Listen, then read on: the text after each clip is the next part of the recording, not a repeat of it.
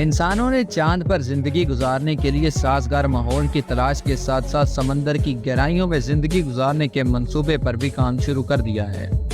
برطانوی ماہرین نے ویلز اور برطانیہ کے قریب پانی کی گہرائی میں ایک مستقل تحقیقی اسٹیشن قائم کرنے کا اعلان کیا ہے، جو ڈیپ کے نام سے 2027 تک مکمل ہو جائے گا۔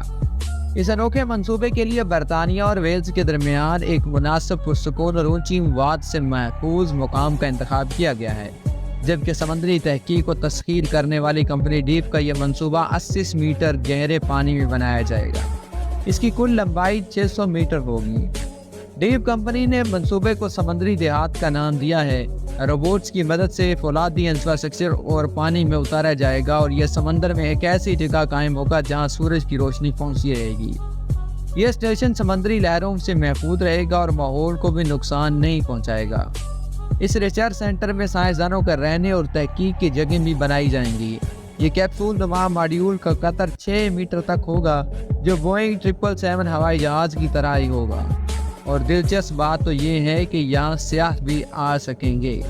یاد رہے کہ دنیا کے کئی ممالک میں زیر آب لیٹر باکس لگانے کا سلسلہ تو کئی سال سے جاری ہے، جبکہ زیر آب کئی منصوبے بھی پہلے سے جاری ہیں۔ تاہم ڈیپ نامی اس منصوبے کو دیہات سے تشبیہ دینے سے یوں محسوس ہوتا ہے کہ مستقبل میں زیر آب مستقل قیام کا بھی پروگرام بنایا جا سکتا ہے۔